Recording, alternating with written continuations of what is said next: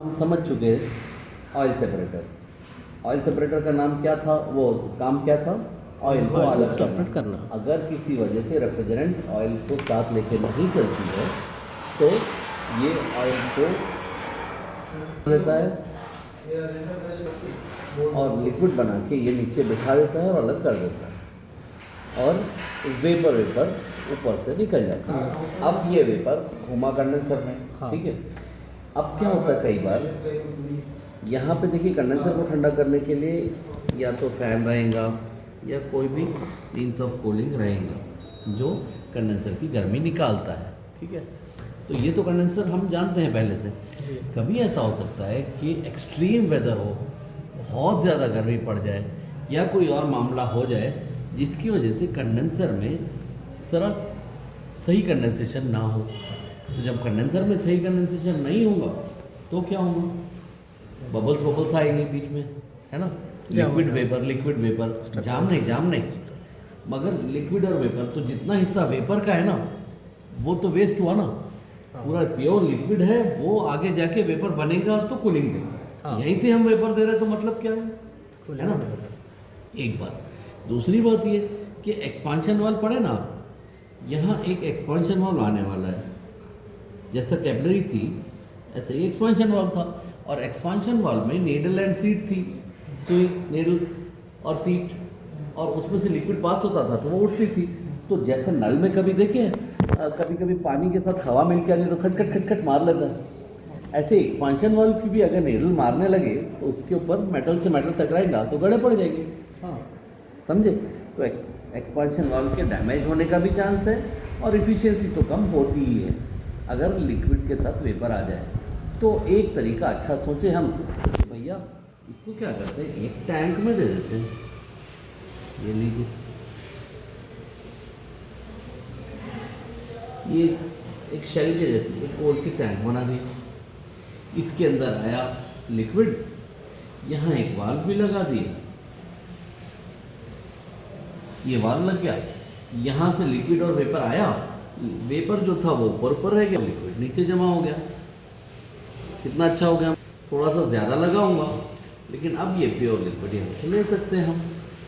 अब यहाँ पे वेपर आने का कोई चांस है? चांस ही नहीं है, ग्रेविटी से तो लिक्विड आ गया। इसके नीचे भी एक वाल्व दे दिया, ये नीचे वाल्व दिया, अब ये प्योर लिक्विड आ रहा है, ये प्योर लिक्विड गया। अच्छा, ये गया प्योर लिक्विड, यहाँ पे एक दे दी ये ड्राई फिल्टर, ये तो पता ही है आपको, और ड्राई फिल्टर के बाद फिर एक वाल्व,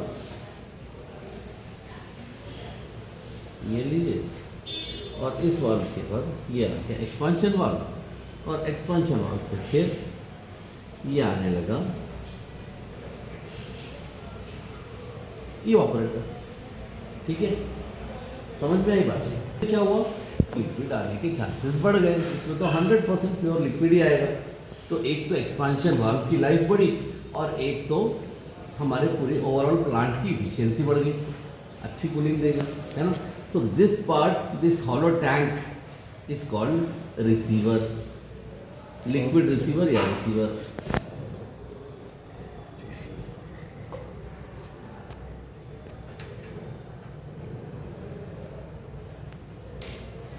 ठीक है, ये हो गया रिसीवर। ये सेकंड हो गया जो ज़रूरत की चीज़ है एक्सेसरीज में, सेकंड वाला। फर्स्ट था ऑयल सेपरेटर, सेकंड हो गया लिक्विड रिसीवर या खाली रिसीवर बोल लीजिए, रिसीवर। तो इसका एक और काम है बड़ा तगड़ा। वो क्या काम है? एक काम तो ये कि ये लिक्विड को वेलकम करता है, आइए साहब आइए, और वेपर को रोक देता है। ठीक है, प्योर लिक्विड आराम से आगे जाएगा और आगे के सिस्टम को के लिए भी अच्छा है, और वेपर को ऊपर रोक देगा। ज़्यादा प्रेशर और थोड़ी कूलिंग से ये वेपर भी अपने आप आहिस्ता आहिस्ता लिक्विड बन ही जाएगा कभी ना कभी। लेकिन इसके थ्रू से वेपर जा ही नहीं सकता, by gravity liquid has to come. अब क्या हुआ, उसके बाद एक और जो फ़ायदा है इसका वो ये है कि इसके बाद का जो वाल्व है ना, ये वाल्व बंद कर देंगे।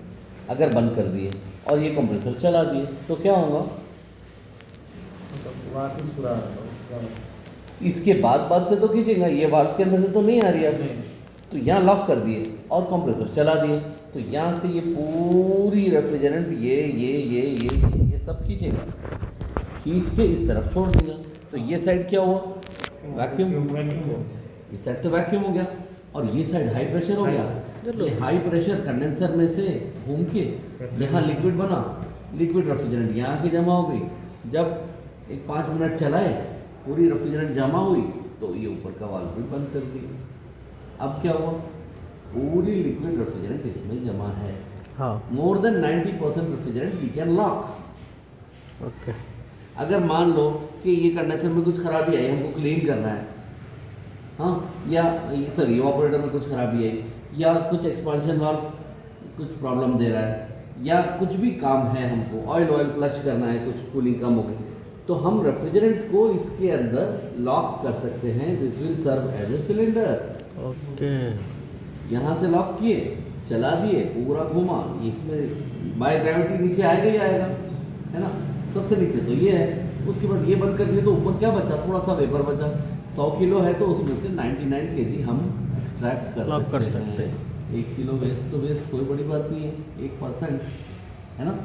तो the receiver can be used as a storage also, storage tank के तौर पर भी यूज़ कर सकते हैं।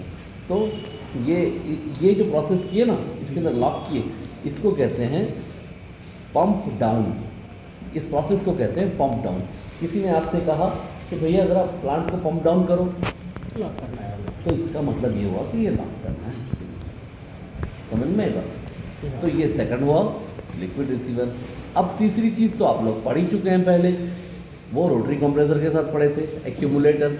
हाँ। कि किसी वजह से यहाँ लिक्विड वेपर में तब्दीली ना हो, तो यहाँ एक छोटी सी और टैंक लगा दी जाती है, और उसका काम यह है कि अगर लिक्विड बचा कुचा आ जाए तो वो लिक्विड यहाँ गिर जाएगा और वेपर ऊपर से वापस चला जाएगा। ये छोटे फ्रिजेज में भी होता है, अक्सर जगहों पे होता है। रिसीवर बड़ी जगहों पे होता है, छोटी जगह पे इतना सारा लिक्विड बनता ही नहीं, तो लिक्विड की ज़रूरत ही नहीं लिक्विड को रोकने की। लेकिन एक्यूमुलेटर हर जगह होता है। ये सिर्फ अमोनिया प्लांट्स में या और कोई ऐसी रेफ्रिजरेंट जो अलग होकर चलती है ऑयल से, तो उसके साथ, नहीं तो इसकी भी ज़रूरत नहीं होती।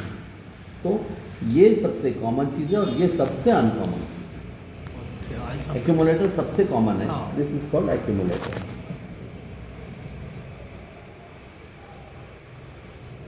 ये तीसरा नंबर हो गया एक्यूमुलेटर।